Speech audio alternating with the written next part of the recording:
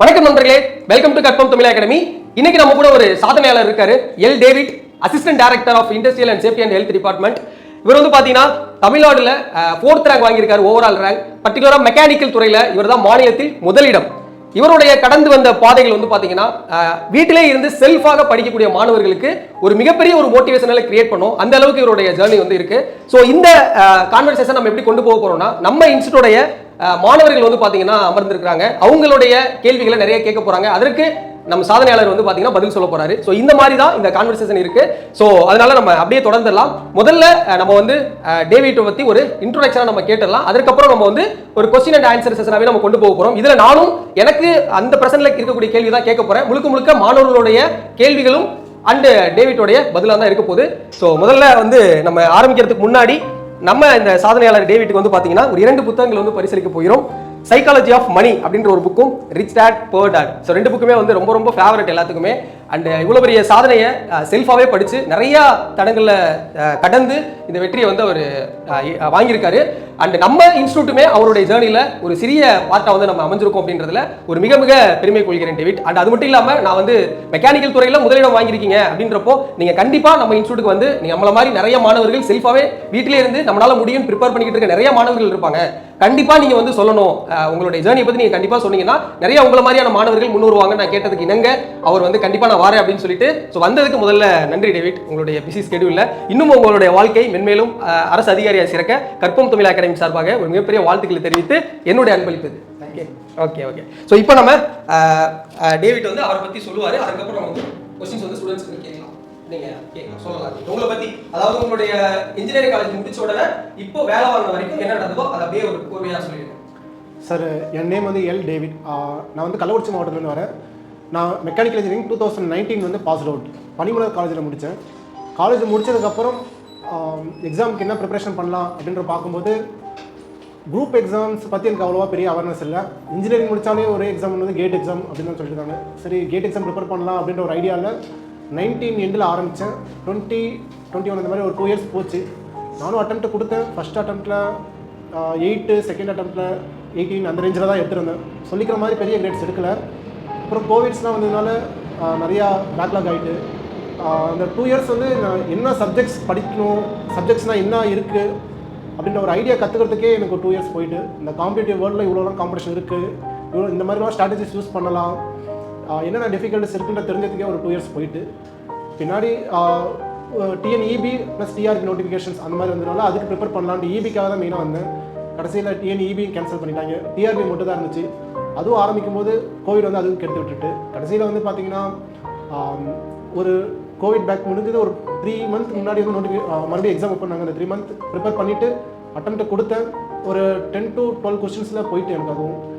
So எல்லாமே கொஞ்சம் நிறைய பேக்லாக்ஸாக தான் வந்துட்டு இருந்து. மெயினாக வந்து எனக்கு அந்த டிஆர்பியில் மிஸ் ஆன ரீசன் வந்து என்னென்ன ஸ்ட்ராட்டஜிஸ் ஃபாலோ பண்ணணும், 10 யூனிட் இருக்குன்னா அந்த எந்தெந்த யூனிட்டில் எப்படி ஃபோக்கஸ் பண்ணுறோம் எந்த ஒரு ஐடியாவும் இல்லாமல் பிளைண்டாக அப்படியே படித்தேன். ஏன்னா கேட் சிலபஸும் டிஆர்பி சிலபஸும் ஒன்று வேறு இருக்கும். So syllabus idea plus subjects knowledge அவ்வளோவா இல்லாதனால அதில் விழுந்துட்டு நெக்ஸ்ட்டு டிஎன்பிசி 2022 ஒரு ஏஐ எக்ஸாம் இருந்தாங்க, அதுவும் எழுதுனேன். ப்ளஸ் அதுவும் கிடைக்கல எனக்கு. நெக்ஸ்ட்டு வந்து ஒரு இந்த 2019 2022 வரைக்கும் நியர்லி ஒரு 2 எக்ஸாம்ஸ் தான் வர மாதிரி இருந்துச்சு. மீதி எந்த எக்ஸாம்ஸுமே கோவிடால் வரலை. அப்புறமேட்டு சரி எப்படியாவது எடுத்துடலாம் அப்படின்றதுக்காக ப்ரிப்பரேஷன் பண்ணிகிட்டு இருந்தேன். நெக்ஸ்ட் இந்த ஏஐ எக்ஸாம்ஸ் வந்துச்சு, எழுதுனேன், கிளியர் ஆகிட்டு சார். ஓகே. ஸோ இவருடைய வாழ்க்கை பயணத்தில் வந்து பார்த்தீங்கன்னா 2019 ஒரு கவர்மெண்ட் அதிகாரி ஆகணுன்ற ஒரு டெசிஷன் எடுத்து படிக்க வந்திருக்காரு. ஸோ உடனே வந்து பார்த்தீங்கன்னா கேட்டுக்காக ப்ரிப்பேர் பண்ணியிருக்காரு. ப்ரிப்பேர் பண்ணி அதுலேயும் வந்து பார்த்தீங்கன்னா ஒரு பெருசாக வந்து ஸ்கோர் பண்ண முடியல. இருந்தாலும் அதை விடாமல் அடுத்து தமிழ்நாட்டில் என்ன தேர்வு வரும்னு பார்த்து அதற்கு வந்து பார்த்தீங்கன்னா களமிறங்கியிருக்காரு. ஸோ எடுத்த உடனே அவர் காலேஜ் முடிச்ச உடனே நம்ம ஒரு அரசு அதிகாரி ஆகணுன்ற ஒரு டெசிஷனை ஃபஸ்ட் எடுத்திருக்காரு. பட் எடுத்த உடனே அவருக்கு முதல்ல ஒரு பெரிய அடி என்ன ஆச்சு அப்படின்னா, அந்த டிஎன்இபியும் டிஆர்பி வரும்போது கொரோனா அப்படின்ற ஒரு யாருமே எதிர்பார்க்காத ஒரு விஷயம் ஏற்பட்டுருச்சு. அதனால அவர் வந்து என்ன பண்ணல, ஓய்ந்து போகாம அந்த கொரோனா முடிஞ்சதுக்கு அப்புறமும் திரும்பவும் கண்டினியூஸா என்ன பண்ணியிருக்காருன்னா ப்ரிப்பேர் பண்ணியிருக்காரு. திரும்பவும் கொரோனா வந்திருக்கு, திரும்பவும் அதுல இருந்து மீண்டு திரும்பவும் கன்சிஸ்டன்சியா வந்து பாத்தீங்கன்னா அந்த ப்ரிப்பரேஷன்ல இருந்திருக்காரு.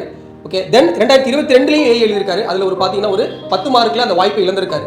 திரும்பவும் 2023 வேலை வாங்கியிருக்காரு. இதுல இருந்து நமக்கு என்ன தெரியுதுன்னா, இவ்வளவு பெரிய லாங் ஜேர்னியா இருந்தாலும் இவ்வளோ தடங்கல்கள் வந்தாலும் இதெல்லாம் எதிர்கொண்டு எந்த வேலைக்கும் போகாமல் தன்னால் முடியுன்ற அந்த கான்ஃபிடென்ட்டாக இவ்வளோ தூரம் கன்சிஸ்டண்ட்டாக அவர் படித்தனால மட்டுமே தான் இன்னைக்கு மாநிலத்தில் ஒரு முதல் மாணவராக வர முடிஞ்சது. ஸோ அப்போ இதுலேருந்து நம்ம என்ன தெரிஞ்சுக்கலாம்னா, அப்போ அந்த கன்சிஸ்டன்சி அப்படின்றது ரொம்ப முக்கியம்.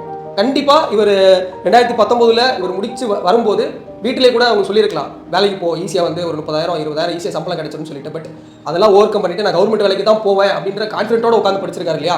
ஸோ இதுதான் அவருடைய சக்ஸஸ். சரிங்களா.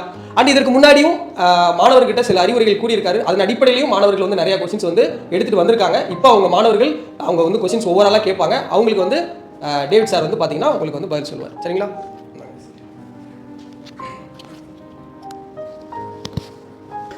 ஹாய் சார், இப்போ நான் வந்து இனிஷியலாக கவர்மெண்ட் எக்ஸாம் படிக்கலான்னு வந்திருக்கேன். இப்போ எனக்கு வந்து எந்த ஐடியாவுமே இல்லை. ஸ்டார்டிங் ஸ்டேஜில் நான் என்னென்னலாம் பண்ணலாம், எனக்கு ஒரு ஒரு ஒரு ஐடியா மாதிரி கொடுங்க சார். ஓகே மேம், நான் வந்து 19 கம்ப்ளீட் பண்ணேன். உங்களை மாதிரி தான் எனக்கும் எந்த ஒரு ஐடியாவும் இல்லை. ஒரு கைடன்ஸ் இல்லாமல் அப்படி தான் ஆரம்பித்தேன்.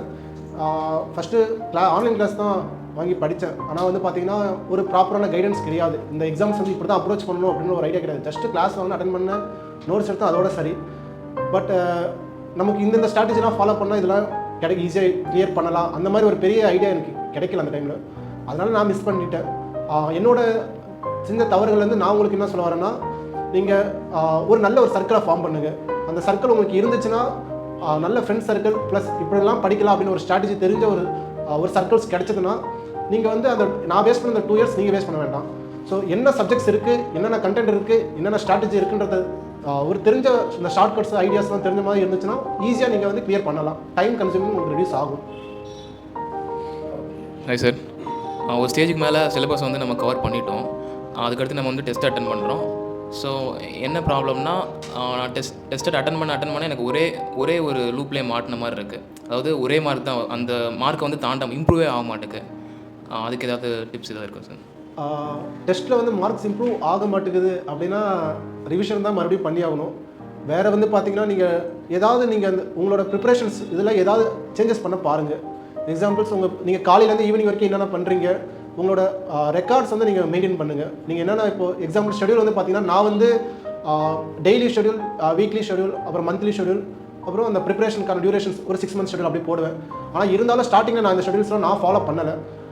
நான் ப்ரிப்பேர் பண்ணும்போது எனக்கு வந்து டெலிகிராமில் ஒருத்தர் செஞ்சு பிரதீப் ப்ரோன்னு ஒருத்தர் அறிமுகமானார். அவர் வந்து நல்ல ஒரு பார்ட்னராக எனக்கு அமைஞ்சார். நாங்கள் ப்ரிப்பரேஷன் பண்ணும்போது அவர் எனக்கு இந்த டிப்ஸ்லாம் நீங்கள் சொன்ன மாதிரி ப்ராப்ளம்ஸ்லாம் நானும் ஃபேஸ் பண்ணேன். டெஸ்ட் எழுதுவேன், மார்க்ஸ் வந்து எப்பயுமே அந்த இதுலேயே லேக் ஆகிட்டே இருக்க மாதிரி இருக்கும். ஸோ அவர் என்ன சொன்னார்னா, என்கிட்ட டேவிட் நீ இந்த மாதிரி பண்ணு, டெய்லி நீ என்னென்ன படிக்கிறன்றத ஃபஸ்ட்டு வந்து ஒரு நோட்ஸ் மாதிரி நீ எழுதி வை, நைட்டு தூங்குறதுக்கு முன்னாடி நாளைக்கு என்னென்னலாம் படிக்கிறேன் அப்படின்ற ஒரு டெய்லி நோட்ஸ் ரெடி பண்ணு. அப்புறம் அந்த வீக்லி என்னென்ன படிக்க பண்ணுறேன், வீக்லி ஒரு நோட்ஸ் ரெடி பண்ணு. அந்த மாதிரி நோட்ஸ் ரெடி பண்ண சொன்னார். ஸோ அதே மாதிரி நான் நோட்ஸ் ரெடி பண்ணேன். ப்ளஸ் அவர் எனக்கு இன்னொரு ஏதோ ஒரு ஃபார்முலா மாதிரி சொன்னார். இந்த மாதிரி ஆன்சர்ஸ் வரலன்னா மார்க்ஸ் கம்மியாச்சுன்னா ஏதோ ஒரு ரிவிஷன் டெக்னிக் சொன்னார். 1:3 அதாவது அந்த 1 3 5 ஏதோ ஒரு சொன்னார். அந்த நம்பர் எனக்கு எக்ஸாக்டாக ஞாபகம் இல்லை. அந்த டேஸ் படி எவ்ரி 3 daysக்கு ஒரு 1 daysக்கு அந்த ரிப்பீட்டட் ரிவிஷன்ஸ் கொடுத்துருக்கணும். ரிவிஷன்ஸ் தான் மெயின் இது இந்த எக்ஸாம்ஸ் பொறுத்த வரைக்கும். எனக்கு டிஆர்பியில் வந்து ஈஸியாக தான், ஆனால் எனக்கு வராத காரணம் வந்து பார்த்தீங்கன்னா அந்த கோவிட்ல நான் ஃபுல்லாகவே ஒரு 6 to 8 month கேப் எடுத்துட்டேன். அந்த கேப் வந்து சில பேர் வந்து பாசிட்டிவ் யூஸ் பண்ணி அந்த ப்ரிப்பரேஷன் பண்ணி எடுத்தாங்கன்னா நான் அதை வந்து ஒழுங்காக யூஸ் பண்ணலை. ஸோ கேப் எடுத்துட்டு மறுபடியும் வந்ததுனால எனக்கு அந்த ஒரு ரிப்பீட்டடான ஒரு ரிவிஷன்ஸ் இல்லாதனால எனக்கு மார்க்ஸ் ரெடியூஸ் ஆகிடுச்சு. ஸோ நீங்கள் வந்து ஒரு ஷெடியூல் மாதிரி போட்டு டெய்லி வீக்லி மந்த்லி ஷெடியூல்ஸ் மாதிரி போட்டுட்டு உங்கள் ப்ராக்ரஸ் வந்து நீங்களே மானிட்டர் மாதிரி பண்ணுங்கள். ஒரு கிராஃப் மாதிரி பிளாட் பண்ணிவிட்டு நீங்கள் டெய்லி எவ்வளோ ஹவர்ஸ் படிக்கிறீங்க, எவ்வளோ ஹவர்ஸ் தூங்குறீங்க, அந்த மாதிரியான ஒரு பிளாட் மாதிரி கிராஃப் பிளாட் பண்ணிவிட்டு நீங்கள் எப்பப்பெல்லாம் நீங்கள் லோ ஆகுறீங்களோ அப்போ நீங்களே செல்ஃப் மோட்டிவேட் பண்ணிவிட்டு நீங்கள் உங்கள் மிஸ்டேக்ஸ்லாம் குறைச்சிட்டு நல்ல மார்க்ஸ் வரலாம். இது வந்து என்னோட எக்ஸ்பீரியன்ஸ் நான் உங்களுக்கு சொல்கிறேன். ஸோ இப்போ ஸ்டார்டிங்கில் டேவிட் படிக்கும் போதுமே வந்து பார்த்தீங்கன்னா முக்கியமாக இருக்கிற பெரிய தடைகள் எப்படி படிக்கிறதுன்னு தெரியும். அது ஒரு ப்ராப்பரான கைடன்ஸ். ஸோ இப்போ செல்ஃபாக படிக்கிற எல்லாத்துக்கும் இருக்கக்கூடிய பிரச்சனை அந்த ப்ராப்பரான கைடன்ஸ். அதுக்கப்புறம் அவர் முக்கியமாக ஃபாலோ பண்ணது அவங்க ஃப்ரெண்டோடைய சஜஷன்ஸ் மூலமாக அவர் ஃபாலோ பண்ணது முக்கியமாக ப்ராப்பர் ஸ்கெடியூல். அந்த ஸ்கெடியூல் போட்டு படிக்கக்கூடிய ஸ்ட்ராட்டஜி. சரிங்களா, அதை தான் ஃபாலோ பண்ணியிருக்காரு ஸ்டார்டிங் ஸ்டேஜில். நெக்ஸ்ட் கேள்வி சார், இப்போ நீங்கள் வந்து ரிவைஸ் பண்ணுங்கன்னு சொல்கிறீங்களா சார்? ரிவைஸ் பண்ணுறதை நான் நோட்டை ரிவைஸ் பண்ணுமா இல்லை டெஸ்ட்டாக போட்டு ரிவைஸ் பண்ணிக்கலாமா சார்? எது வந்து பெஸ்ட்டாக இருக்கலாம்? ஆமாம், ரிவிஷன்றது வந்து பார்த்தீங்கன்னா நம்ம வந்து சின்ன டாபிக் படிக்க போகிறது இல்லை. நம்ம ஏஐ சிலபஸில் டெக்னிக்கலே 10 யூனிட் வரும், ஜிஎஸ் இருக்குது, ஆப்டிடியூட் இருக்குது. ஸோ ரிவிஷன் பண்ணும்போது நீங்கள் ஷார்ட் நோட்ஸ் ரெடியூஸ் பண்ணுங்கள். எனக்கு அந்த ஷார்ட் நோட்ஸ் பண்ணணும், எழுதணும் அப்படின்றத சொன்னது கூட என்னோட ஃப்ரெண்டு பிரதீப் ப்ரோ தான். ஏன்னா என்னோட ஜேர்னியில் அவர் நிறைய ஹெல்ப் பண்ணார். நான் பண்ணுற சின்ன சின்ன தவறுகளெல்லாம் திருத்தினார். நம்மளை மானிட்டர் பண்ணுறதுக்கு ஒருத்தர் இருக்கணும், அது ரொம்ப ப்ளஸ். நீங்கள் ரிவிஷனுக்கு வந்து பார்த்தீங்கன்னா ஒரு ஷார்ட் நோட்ஸ் மாதிரி எக்ஸாம்பிள் இப்போ ஸ்ட்ரென்த் ஆஃப் மெட்டீரியல் ஃப்ளூயிட் மெக்கானிக்ஸ்லாம் இருந்ததுன்னா ஒவ்வொரு சப்ஜெக்ட்ஸுமே வந்து பார்த்தீங்கன்னா மினிமம் 10 பேஜஸ்க்குள்ளே, அதாவது மேக்ஸிமம் 10 பேஜஸ்க்குள்ளே முடிச்சிடணும். ஸோ 10 பேஜஸ்க்குள்ளே முடிச்சிட்டிங்கன்னா நீங்கள் ஸ்பீடாக குயிக் ரிவிஷனுக்கு ரொம்ப யூஸ்ஃபுல்லாக இருக்கும். அந்த எடுக்கிற அந்த ஷார்ட் நோட்ஸ் சின்ன சின்னதாக மெயினான இம்பார்ட்டன்ட் நோட்ஸ் மட்டும் எடுங்க, அது உங்களுக்கு ரிவிஷனுக்கு நல்லா யூஸ்ஃபுல்லாக இருக்கும். நீங்கள் ஷெட்யூல் போட்டு இப்போ படிக்கலாம்னு சொன்னீங்கல்ல சார். இப்போ ஃபஸ்ட்டு ஒரு படிக்க ஸ்டார்ட் பண்ணால் 3 hours வந்து மேக்ஸிமம் நல்லா படிக்க முடியுது. அடுத்து அப்படியே டைம் போக போக கான்சன்ட்ரேஷன் வந்து கம்மியாகிட்டே போகுது. நம்ம என்ன படிக்கிறோங்கிறதே மைண்டில் ஏற மாட்டேங்குது. ஆனால் அந்த 3 hours படிக்கிறது நல்லா இருக்குது. அதை வந்து அந்த 3 hoursக்கானதே மறுபடியும் ஃபுல்லாக கண்டினியூ பண்ணணும்னா என்ன பண்ணலாம்? 3 ஹவர்ஸ்க்குள்ளே நீங்கள் கண்டினியூ பண்ணால் நீங்கள் கேட்டதுக்கான மெயின் என்னோட ஆன்சர் என்னன்னா ஃபஸ்ட்டு மென்டலாகவும் ஃபிசிக்கலாகவும் ஃபிட்னஸாக இருக்கணும். இதுக்கும் அவர் சொன்னது தான். ஆக்சுவலாக என்னோட ஃப்ரெண்ட்ஸ் சர்க்கிள்லாம் ரொம்ப ஸ்ட்ராங்காக இருந்ததுனால அவங்க கொடுத்த கைடன்ஸ் படி நான் பண்ணேன். ஃபார் எக்ஸாம்பிள் என்னோடய ஃப்ரெண்ட்ஸு சொல்லணும்னா திருமால் அவர்களும் பாலா அவர்களும் அவங்களாம் வந்து பார்த்திங்கன்னா மார்னிங்லேயே வந்து பார்த்திங்கன்னா எழுந்திரிச்சு யோகா மெடிடேஷன்ஸ்லாம் பண்ணுவாங்க, ப்ளஸ் ஃபிசிக்கல் ஃபிட்னஸும் பண்ணுவாங்க. அவங்கள பார்த்து தான் நானும் இந்த மாதிரி சின்ன சின்ன ஃபிட்னஸ் இதெல்லாம் நான் கொண்டு வந்தேன். ஸோ இந்த ஃபிட்னஸ் நீங்கள் ஃபிசிக்கலாக கொஞ்சம் ஸ்ட்ராங்காக இருந்தீங்கன்னா அந்த ப்ளஸ் யோகா மெடிடேஷன்லாம் பண்ணிங்கன்னா நீங்கள் வந்து பார்த்தீங்கன்னா அந்த 3 ஹவர்ஸ்ன்றதை இன்னும் கூட ஒரு 13 hours கூட நீங்கள் இம்ப்ரூவ் பண்ணலாம். அது வந்து உங்கள் கையில் தான் இருக்குது. ஃபிசிக்கலாகவும் மென்டலாகவும் ஸ்ட்ராங்காக இருக்கணும். ப்ளஸ் செகண்ட் இன்னொன்று வந்து பார்த்தீங்கன்னா நீங்கள் வந்து 3 hours படிக்கிறீங்க, நெக்ஸ்ட்டு வந்து கண்டினியூஸாக படிக்கும்போது உங்களுக்கு வந்து மைண்டில் வேறு வேறு வேரியேஷன்ஸ் இருக்குது அப்படின்னா நீங்கள் இதை ஒரு எக்ஸாம்பிள் நீங்கள் ட்ரை பண்ணி பாருங்கள். ஒரு பேப்பர் எடுத்துக்கோங்க. இப்போ நான் படிச்சுட்டு இருக்கேன், எனக்கு வந்து பார்த்தீங்கன்னா வீட்டில் ஞாபகம் வருது அப்படின்னா நான் அது எழுதி வச்சுப்பேன். ஒரு ½ hour எனக்கு எத்தனை வாட்டி என் வீட்டு ஞாபகம் இருக்குதோ அதை எழுதி வைப்பேன், எத்தனை வாட்டி ஃப்ரெண்ட்ஸ் ஞாபகம் இருக்குது. ஸோ எந்தெந்த ஞாபகம்லாம் இருக்குன்னா சும்மா இது மாதிரி எழுதி வச்சுட்டு ஃபைனலாக அந்த டே எண்டில் எனக்கு எதை பற்றி அதிகமான ஞாபகம் சிந்தனைகள்லாம் அதிகமாக வருது அப்படின்றத நான் நோட் பண்ணுவேன். அதை நோட் பண்ணிவிட்டு அந்த இதை வந்து நான் ரெடியூஸ் பண்ணுறதுக்கு நான் இப்போ வீட்டு ப்ராப்ளம்ஸ் அதிகமாக வருது அப்படின்னா நான் வீட்டு ப்ராப்ளம்ஸ் வந்து எப்படிலாம் அவாய்ட் பண்ணலாம் அப்படின்றத கண்டுபிடிச்சிட்டு அதை ரெடியூஸ் பண்ணிவிட்டு அப்புறம் எஃபிஷியன்சியாக கொஞ்சம் கொண்டு வரலாம் அப்படின்னு நான் ட்ரை பண்ணிட்டு இருக்கேன். நீங்கள் வேணால் ட்ரை பண்ணி பாருங்கள், நல்லாயிருக்கும். அண்ட் ஆக்சுவலாக கண்டிப்பாக நான் சொன்ன மாதிரி இப்போ 2 மாணவர் இருக்காங்க, 2 பேருமே 6 மணி நேரம் படிக்கிறாங்கன்னா கண்டிப்பாக யாராவது ஒருத்தவங்க டெய்லியும் காலையில் எழுந்திரிச்சு ஒரு 30 to 40 minutes ஏதாவது ஒரு ஃபிசிக்கல் ஆக்டிவிட்டிஸ் இன்டென்ஸாக பண்ணீங்கன்னா அந்த 6 மணி நேரம் படிக்கக்கூடிய அந்த எஃபிஷியன்சி வந்து கண்டிப்பாக இன்க்ரீஸ் ஆகும். அதனால போட்டித் தேர்வுக்கு ப்ரிப்பேர் பண்ணக்கூடிய அனைத்து மாணவர்களும் தயவு செய்து இதை ஃபாலோ பண்ணுங்க. மார்னிங் கண்டிப்பாக ஒரு 30 to 40 minutes ஏதாவது ஒரு இன்டென்ஸான ஒரு ஆக்டிவிட்டிஸ் பண்ணுங்க. பண்ணீங்கன்னா ஜென்ரலாகவே ஒரு ஃபிசிக்கல் ஆக்டிவிட்டிஸ்ல இருக்கக்கூடிய ஒரு மாணவருக்கு நார்மலாக இருக்கக்கூடிய ஒரு மாணவரோட குறைஞ்சது 4 மடங்காவது அதிகமான எஃபிஷியன்சி கொண்டு வர முடியும். இது வந்து ப்ரூவன் தான். அதனால இது பண்ணீங்கன்னா படிக்கும்போது கண்டிப்பாக உங்களால பெட்டராக பெர்ஃபார்ம் பண்ண முடியும். இது வந்து தயவு செய்து ஃபாலோ பண்ணுங்க. நெக்ஸ்ட், சாப்டர் வைஸ் படிக்கிறப்ப ஈஸியாக இருக்குது, ஆன்சர் பண்ணுறப்ப மார்க் நிறைய வருது. அதுவே ஓவராலாக பண்ணுறப்ப கம்மியாகிடுது, கான்செப்ட் மறந்த மாதிரி இருக்குது. அதை எப்படி ஓவர் கம் பண்ணுறது?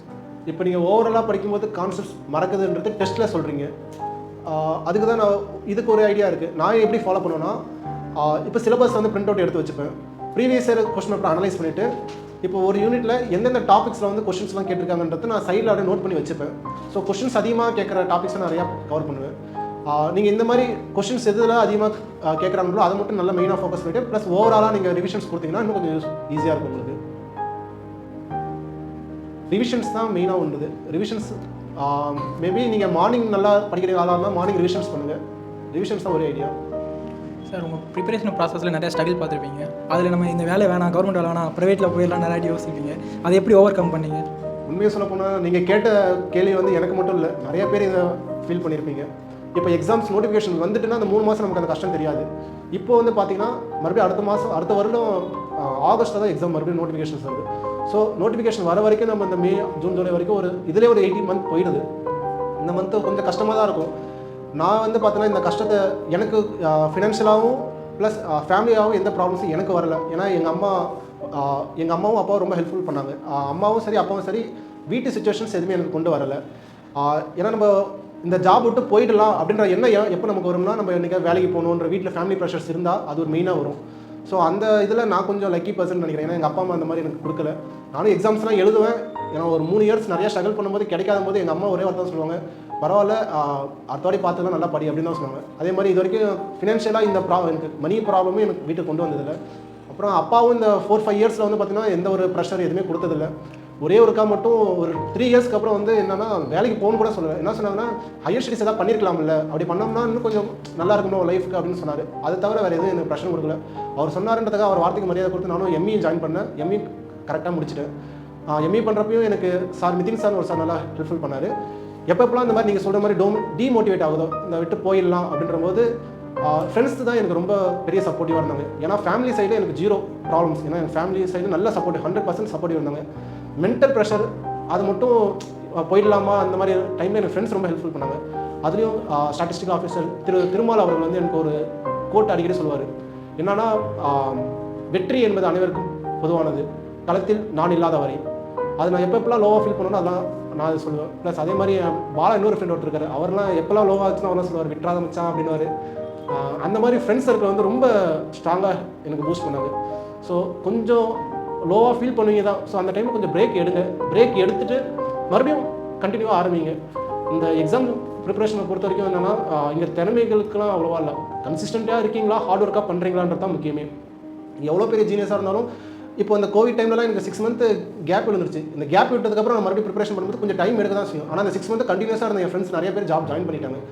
ஸோ அந்த டைமில் யார் வந்து இந்த விட்டுட்டு போயிடலாமான்னு இந்த மாதிரி நினைக்காம உட்காந்து படித்தாங்களோ அவங்களாம் கண்டிப்பாக நல்ல இதில் இருக்கிறாங்க. ஸோ ஃப்ரெண்ட்ஸ் சர்க்கிளை கொஞ்சம் நல்லா ஸ்ட்ராங்காக வச்சுக்கோங்க.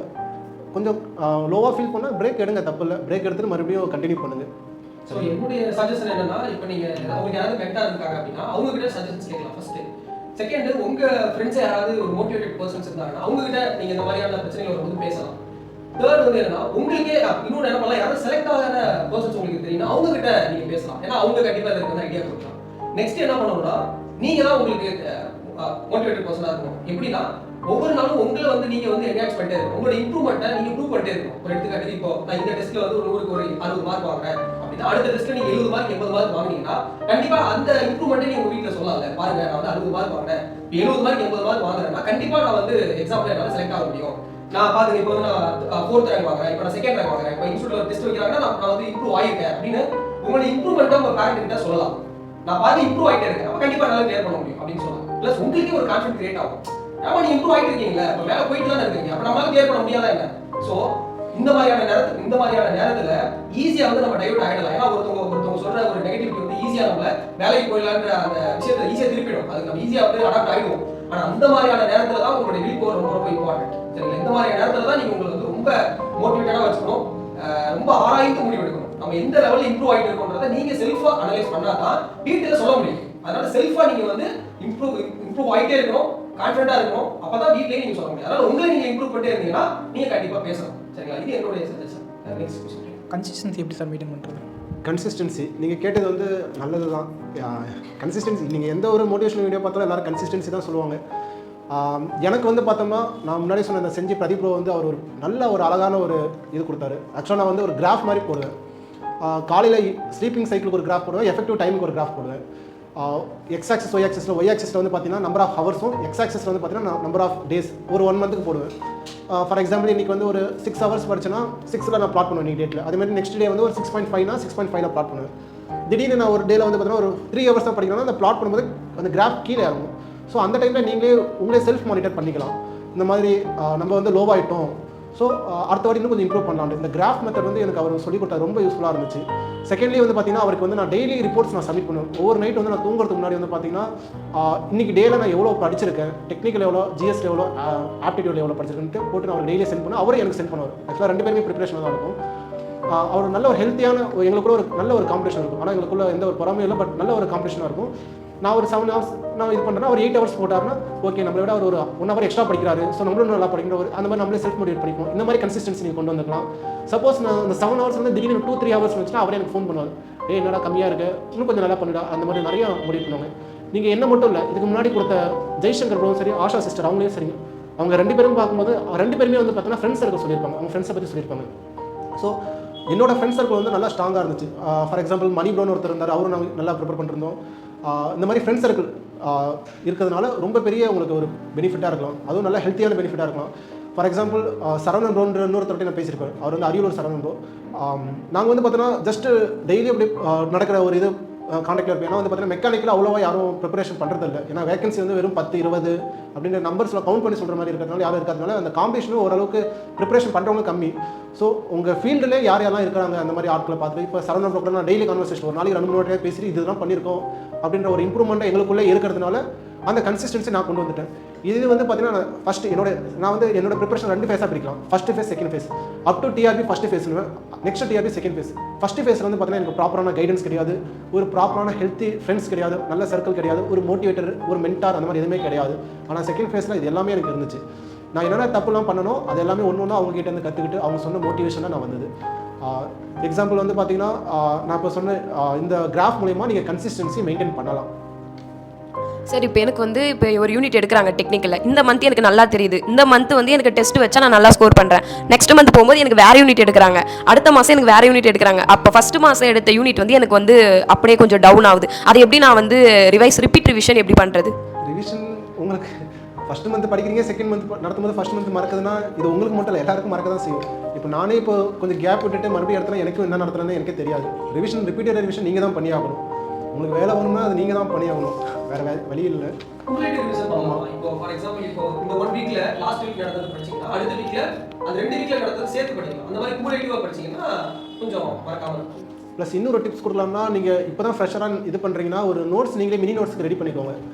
இப்போ நீங்கள் சொன்ன மாதிரி ஃபஸ்ட்டு மந்த் நடத்தாங்க, செகண்ட் மந்த் எனக்கு புரியல அப்படின்னா அந்த ஃபஸ்ட்டு மந்த் நடந்தது எல்லாமே நீங்கள் ஒரே பேஜ்லேயே நீங்கள் ஷார்ட் நோட்ஸாக வந்து ரெடியூஸ் பண்ணிக்கோங்க. ஸோ அந்த மாதிரி ஒரே பேஜில் பண்ணும்போது நீங்கள் ரிவிஷன் ஈஸியாக பண்ணிக்கலாம். ஸோ உங்களுக்கு மறக்க சான்சஸ் கம்மி. ஏன்னா நிறைய பேர் ஜெய்சங்கர் பாபு சரி யார் வேணால் நீங்கள் அச்சீவ் பண்ணுங்க, யார்ட்டானே கேட்டீங்கன்னா மெயினாக உங்கள்கிட்ட ஷார்ட் நோட்ஸ் கண்டிப்பாக இருக்கும். சரிங்களா? நீங்கள் ஷார்ட் நோட்ஸ் யூஸ் பண்ணிங்கன்னா இந்த மறக்கிற ப்ராப்ளம்ஸ் வந்து மெயினாக வந்து உங்களுக்கு ரெடியூஸ் ஆகும். சார் சில இந்த மேத்தமெட்டிக்கலாக யூனிட்ஸ் இருக்குது சார், ஃபுல்லாக ஃபார்முலா டெரிவேஷன் ஃபுல்லாக வரும். அது எப்படி நான் வந்து ஈஸியாக எனக்கு கொஞ்சம் மாற்றிக்கிறது? ஸ்டார்டிங்கில் கொஞ்சம் கஷ்டமாக இருக்கும். அந்த ஃபார்முலாஸ் வந்து மனப்பாடம் பண்ணி தான் ஆகணும்.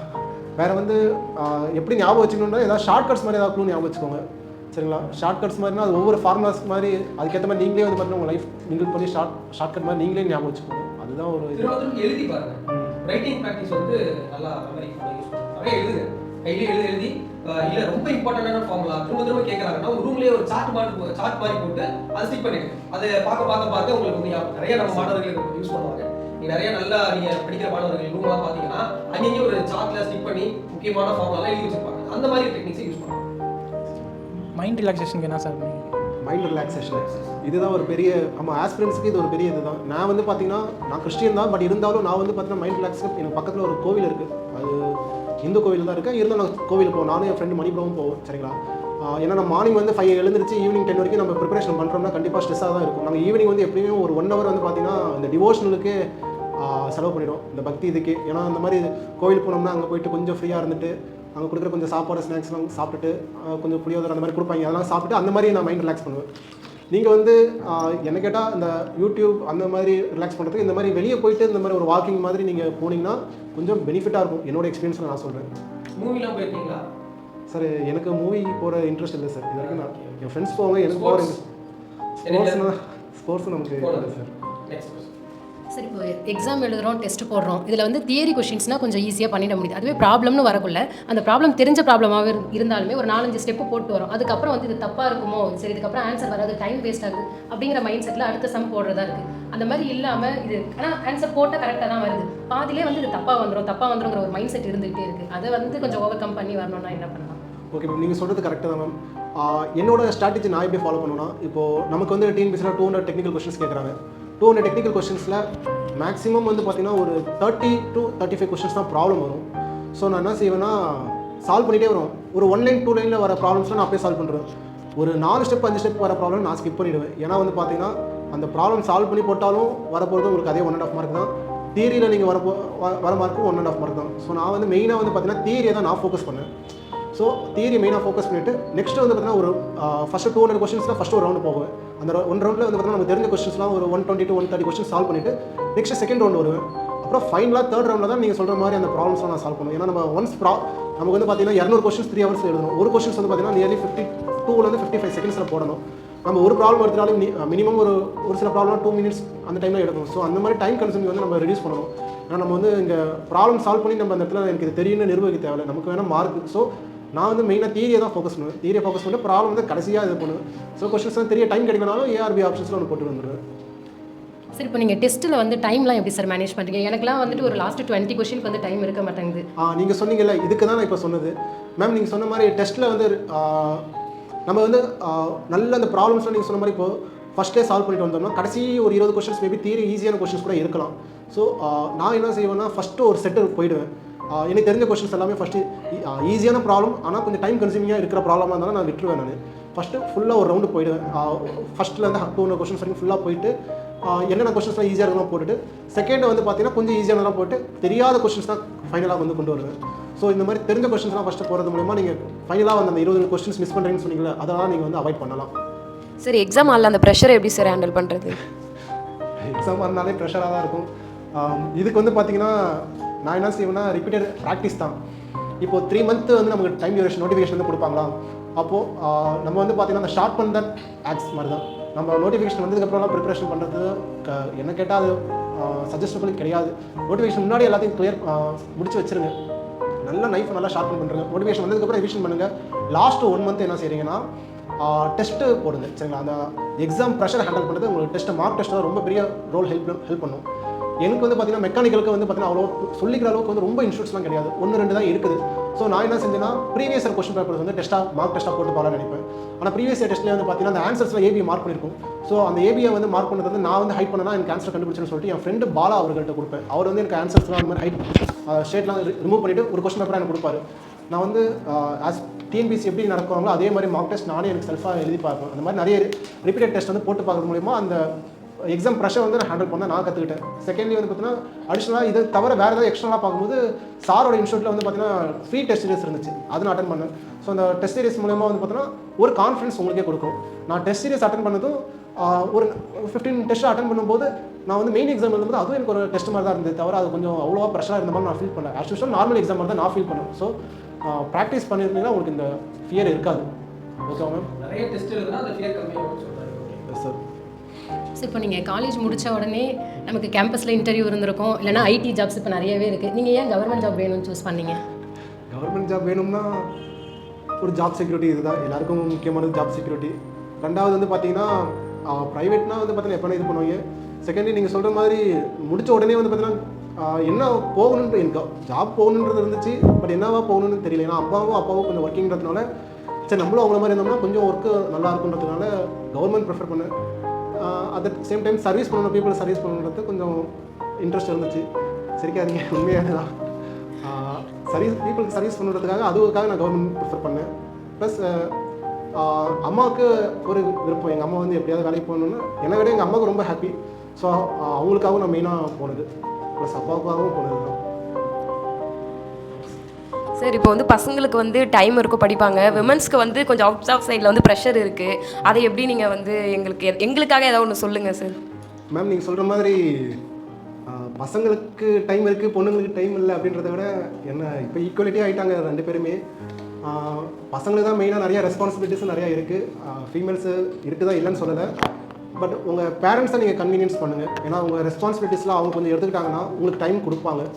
மெயினாக வந்து பார்த்தீங்கன்னா நான் பையனாக இருந்தாலும் எனக்கு வந்து பார்த்தீங்கன்னா வீட்டு சைட்லேருந்து எனக்கு எந்த ப்ரெஷரும் கொடுக்கல எங்கள் அப்பா அம்மா. சரிங்களா, வீட்டிலனாலே கொஞ்சம் ரிலேட்டிவ்ஸ் பங்காளி பிரச்சனைகள் இருந்தாலும் எந்த ஒரு பிரச்சனையும் எனக்கு கொண்டு வர விடலை. ஸோ இது மூலிமா எனக்கு டைம் கிடச்சிது.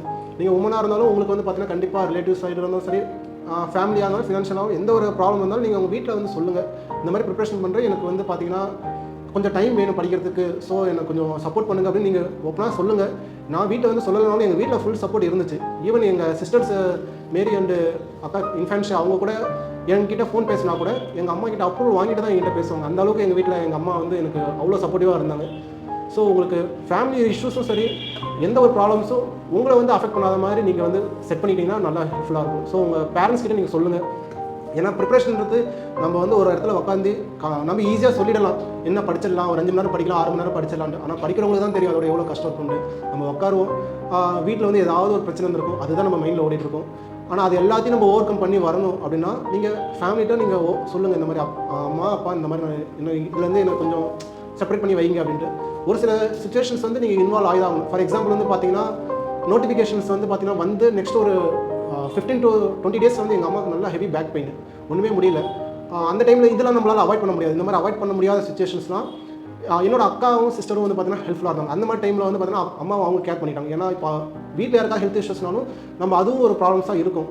ஸோ இந்த மாதிரி டைம்லலாம் உங்கள் கூட பிறந்த சிப்ளிங்ஸ் கிட்ட ஹெல்ப் கேட்டுட்டு அவங்க பார்த்துக்கிட்டாங்கன்னா அந்த இடத்துல நீங்கள் கொஞ்சம் ரெஸ்பான்சிபிலிட்டிஸ் வந்து அவாய்ட் பண்ணிக்கலாம். மெயினானது ரெஸ்பான்சிபிலிட்டிஸ் அவ்வளோவா எடுத்துக்காதீங்க. ரெஸ்பான்சிபிலிட்டிஸ் ஏற உங்களுக்கு ப்ரெஷர் ஏறும். ப்ரெஷர் ஏறிச்சுன்னா உங்களால் ஃபோக்கஸ் பண்ண முடியாது. எங்கள் வீட்டில் எனக்கு வந்து எல்லா ரெஸ்பான்சிபிலிட்டிஸும் அம்மாவும் அப்பாவும் எடுத்துட்டாங்க. ஸோ எனக்கு அது இல்லை. இது நீங்கள் வேணால் வீட்டில் கேட்டு பாருங்கள். நான் ஒரு விஷயத்த இப்போ பதிவு பண்ணணும். நான் ஸ்டூடெண்ட் கிட்ட சொல்லியிருக்கேன். ஒரு மாணவி இங்கே வந்து படித்த மாணவி, நான் வந்து டெய்லியும் கிளாஸில் பார்க்கும்போது பயங்கர டயர்டாக கண்ணெல்லாம் வந்து பார்த்தீங்கன்னா சிவந்து ஒரு மாதிரி வந்து கிளாஸ் எப்பவுமே அட்டன் பண்ணுவாங்க. நான் நோட்டீஸ் பண்ணுவேன். எப்போதுமே டயர்டாக இருப்பாங்க, சோகமாக இருப்பாங்க, அழுதுட்டு வந்த மாதிரி தான் ஃபேஸ் இருக்கும். கிளாஸில் இருக்கும்போது எனக்கு தெரியும். ஏதோ வீட்டில் பிரச்சனை இருக்குது அப்படின்றது மட்டும் எனக்கு தெரிஞ்சது. அப்புறம் ஒரு நாள் கூப்பிட்டு பேசும்போது தான் இந்த மாதிரி வீட்டில் வந்து நீ வந்து இதுக்கு மேலே படிக்க வேண்டாம், உனக்கு வந்து நான் மேரேஜ் பண்ணி வைக்கிறோம், மாப்பிள்ளலாம் பார்த்தாச்சு அப்படின்னு சொல்லிட்டு சொல்லியிருக்காங்க. ஸோ அவங்க நிறைய விஷயத்துல வந்து பார்த்தீங்கன்னா இங்கேயே கண்டினியூ பண்ணுறதுக்கு அவங்களுக்கு வந்து வீட்டில் வந்து விருப்பம் இல்லை, நீ வந்துடலாம் அப்படின்ற மாதிரி. அதுக்கு நிறைய வந்து தடங்கள்லாம் அவங்க வெளிப்படுத்துறாங்க. சரிங்களா? பட் ஒரு கட்டத்துக்கு மேலே அவங்க எவ்வளோ விஸ்டார்ட் பண்ணாங்க. பட் ஒரு கட்டத்துக்கு அப்புறம் எக்ஸாமுக்கு எக்ஸாக்டாக ஒரு 1.5 months 2 months இருக்கும்போது அவங்க இங்கேருந்து வீட்டுக்கு கிளம்பி நான் வீட்டில் போய் ஏதாவது படிச்சுக்கிறேன் சார், ஏதாவது கைட் பண்ணுங்கன்னு சொல்லிட்டு அவங்க கிளம்பி போனாங்க. அப்புறம் வீட்டுக்கு போனதுக்கு அப்புறமா அவங்க என்னால் கான்டாக்ட் பண்ண முடியல. ஒரே வாட்டி தான் நான் ஃபோனில் பேசி இந்த மாதிரி இருக்குமா இதெல்லாம் படிங்க அப்படின்னு நான் சொன்னேன். சரிங்களா? அப்புறம் வீட்டுக்கு போயிட்டு அவங்க வீட்டில் என்ன பிரச்சனை நடந்தது அப்படின்றதெல்லாம் நீங்கள் சொல்ல விரும்பல. பட் ஆனால் அவங்க நம்பிக்கை இல்லாமல் தான் போனாங்க. வீட்லேயுமே சுத்தமாகவே நம்பிக்கை இல்லை, கல்யாணம் பண்ணி வச்சிடலான்ற ஒரு ஸ்டேஜுக்கு வந்துட்டாங்க. ரைட்? அதுக்கப்புறம் லிஸ்ட் ஓசிபி லிஸ்ட் வரும்போது அதுலேயே வந்தாங்க. அதுலேருந்து இன்டர்வியூ லிஸ்ட் வரும்போது அதுலேயே வந்தாங்க. அதுக்கப்புறம் ஒரு கொஞ்சம் ஹோப் வந்தப்போ அப்போ தான் எனக்கு வந்து சொன்னாங்க, சார் எனக்கு வந்து நான் வந்து இன்டர்வியூ லிஸ்ட்டில் வந்துட்டேன்னு சொன்னப்போ எனக்கு நம்பிக்கையே இல்லை சார் அப்படின்னு சொன்னாங்க. இன்டர்வியூவும் போனாங்க, அதுலேயே செலக்ட் ஆனாங்க. இன்னைக்கு போஸ்டிங் வாங்கி அசிஸ்டன்ட் இன்ஜினியராக இப்போ ஒர்க் பண்ணிட்டு இருக்காங்க. ஸோ இது உங்களுக்கு ஒரு ரியல் எக்ஸாம்பிள். யாரெல்லாம் ஒரு விமன் கேண்டிடேட்டா நீங்க படிக்கிறீங்களோ உங்களுக்கு அது ரியல் எக்ஸாம்பிள். இவ்வளோ போராட்டத்தை தாண்டி இன்னும் நான் நிறைய சொல்லலை, இதுக்கு இடையில நிறைய போராட்டங்கள் இருக்கு. இவ்வளோ எதிர்ப்புகளை தாண்டி அவங்க வந்து நீங்க ஜெயிச்சிருக்காங்க.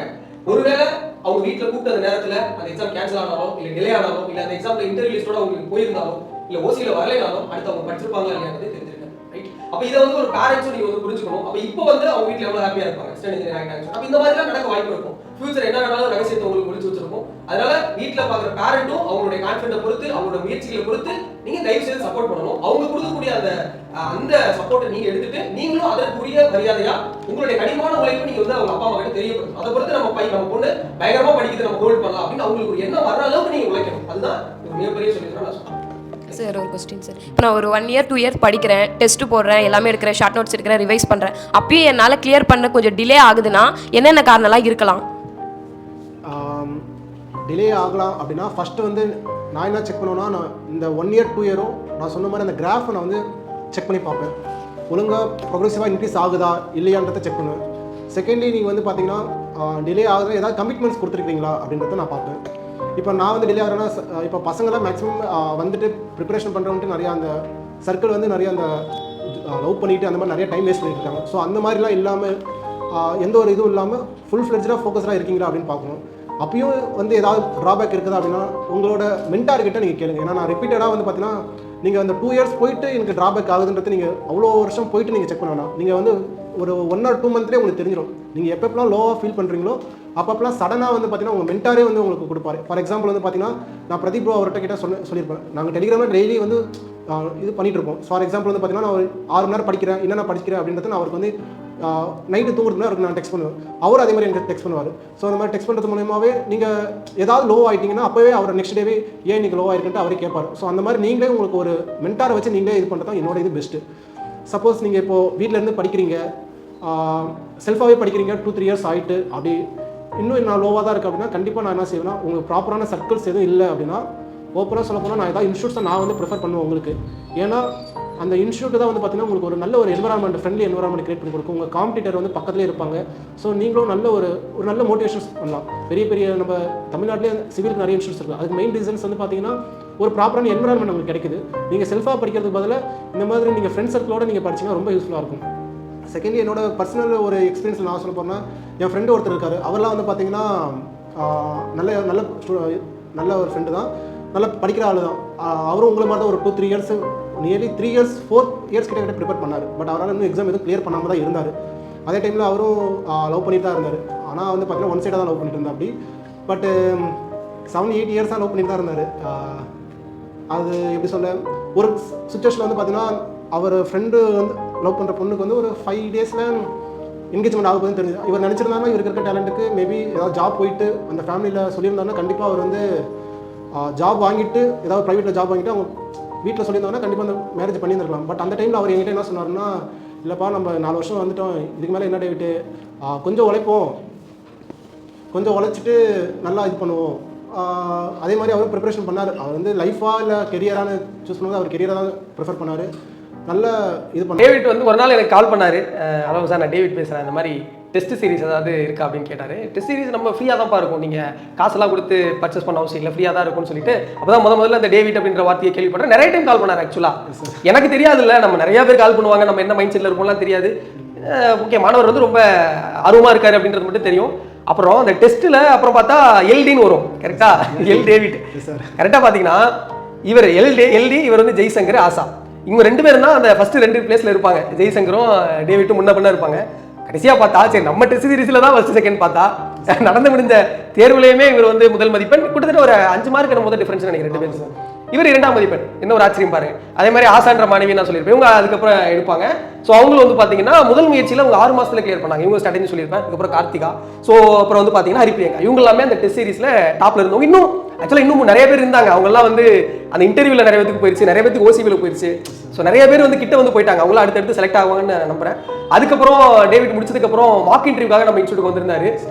2 அவங்க ஃப்ரெண்டோட வந்திருந்தாரு. சிறப்பாக பண்ணாரு. கிட்டத்தட்ட ஒரு 45 நிமிஷம் வந்து நம்ம இன்டர்வியூ பண்ணியிருப்போம். அந்த இன்டர்வியூ வந்து நம்ம மாணவர்களுக்குமே ரொம்ப யூஸ்ஃபுல்லாக இருந்தது. அதை ரெக்கார்ட் பண்ணி நம்ம மாணவர்களுக்கும் ஷேர் பண்ணியிருந்தோம். அவங்களும் பார்த்துட்டு அவங்களே சொன்னாங்க, சார் நாங்கள் எங்கேயும் அட்டன் பண்ணோம், இந்த மாதிரி ஒரு பெஸ்ட் இன்டர்வியூ அட்டன் பண்ணல சார், ரொம்ப நல்லா பண்ணியிருக்காரு, நீங்கள் கொஸ்டின்ஸ் கேட்டிருக்கீங்க, டேவிட் ப்ரோக்கு வந்து ரொம்ப நன்றி அப்படின்னு அவங்களும் சொல்லியிருந்தாங்க. அப்போவே நல்லா பெர்ஃபார்ம் பண்ணாரு. எனக்கு அப்போ தான் தெரியும், அந்த இன்டர்வியூ முடிச்சதுக்கு அப்புறம் தான் தெரியும் இவர் வந்து ஒரு பயங்கரமான ஒரு இடத்துக்கு வருவார் அப்படின்னு சொல்லிட்டு. பட் அப்பவும் நான் முதல் ரேங்க்லாம் வாங்குவீங்கன்னு எதிர்பார்க்கல டேவிட். ஒரு சர்ப்ரைஸ் தான். அப்புறம் ஃபோன் பண்ணாரு. அப்புறம் இன்னொரு நாள் வந்து ஒரு சாக்லேட்டோட வந்தார். அந்த மாதிரி எனக்கு டேவிட் வந்து எனக்கு அப்போ தான் தெரியும். அதுக்கப்புறம் நம்ம இன்ஸ்டியூட்டுக்கு வந்து நம்ம மாணவர்களுக்கு நிறைய கைட் பண்ணாரு. ஒரு டாபிக் கூட வந்து பார்த்தீங்கன்னா ஒரு லெக்சரிங் பண்ணி கொடுத்தாரு. அந்த மாதிரி இன்னும் எங்களுடைய கனெக்ஷன் வந்து இன்னும் தொடரும். கண்டிப்பாக நம்ம இன்ஸ்டியூட் டெவலப் பண்ணுறதுக்கு டேவிட்டும் வந்து பார்த்தீங்கன்னா பிஹைண்டில் நிறைய ஒர்க் பண்ணுறேன்னு சொல்லியிருக்காரு. உங்களுடைய சப்போர்ட் வந்து கண்டிப்பாக தேவை டேவிட். ஏன்னா ஓகே, அண்ட் அது மட்டும் இல்லாமல் இவ்வளோ தூரம் இந்த இன்டர்வியூ கொடுக்கறதுக்காகவே ஊர்ல இருந்து கிளம்பி வந்து, ஏன்னா இப்போ டேவிட் வந்து பார்த்தீங்கன்னா இந்த மாதிரி செல்ஃபாவே படித்து மாநிலத்தில் முதல் மாணவராக ஒரு மெக்கானிக்கல் துறையில் வந்திருக்கும் போது இவருடைய ஜேர்னி வந்து பார்த்தீங்கன்னா நிறைய மாணவர்களுக்கு வந்து ஒரு மிகப்பெரிய மோட்டிவேட்டடாக இருக்கும், கண்டிப்பாக பயனுள்ள வகையில் இருக்கும்னு சொல்லிட்டு இனங்க இவர் வந்து தமிழ்நாட்டு மாணவர்களுக்காக வந்து உதவி பண்ணணும்னு நினைச்சதுக்கு ஒரு மிகப்பெரிய நன்றிகள் டேவிட். நீங்கள் வந்து சிறப்பாக உரையாற்றினதற்கு கண்டிப்பாக வந்து நம்ம மாணவர்களுக்கும் நீங்கள் வந்து இங்கே நிறைய கைட் பண்ணியிருக்கீங்க.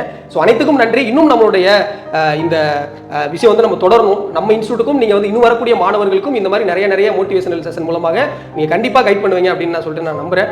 உங்களுடைய அரசு பணியுமே, ஏன்னா நீங்கள் தெரியும் ஒரு ஸ்ட்ரைட் ஃபார்வர்டான ஒரு பர்சன், ஒரு நல்ல கேரக்டர், கண்டிப்பாக உங்களுடைய சேவையும் வந்து பார்த்தீங்கன்னா இங்கே உண்மையாக ஒரு தலை சிறக்க இந்த கற்பம் தமிழ் அகாடமியின் சார்பாக நான் ஒரு மிகப்பெரிய வாழ்த்துக்களை தெரிவித்துக் கொள்கிறேன். ஸோ கண்டிப்பாக இன்னும் வருங்காலங்களில் நிறையா செய்தித்தாள்களில் டேவிட்டை பற்றின சாதனைகளை வந்து நம்ம பார்க்கணும்னு சொல்லிட்டு நான் ரொம்ப ஆர்வமாக இருக்கேன் டேவிட். ஸோ உங்களுடைய அரசு பணி மிக சிறப்பாக அமைகிறதுக்கு என்னுடைய வாழ்த்துக்கள் டேவிட். சரிங்களா? ஸோ நல்லபடியாக இருந்தது. ரொம்ப மகிழ்ச்சி. நம்ம முடிச்சுக்கலாமா? ஸோ நீங்கள் நேயர்கள், பார்க்கக்கூடிய நேயர்களுக்கும் ஒரு மிகப்பெரிய நன்றிகள். இவ்வளோ தூரம் நீங்கள் பார்த்ததற்கு. இவருடைய ஜேர்னி வந்து உங்களுக்கு உண்மையாகவே ஒரு மோட்டிவேட்டடாக இருந்ததுன்னா நீங்கள் வந்து கமெண்ட் செக்ஷனில் ஒரு நன்றியை தெரிவிக்கலாம், இல்லை உங்களுடைய கருத்துக்களை பகிரலாம்.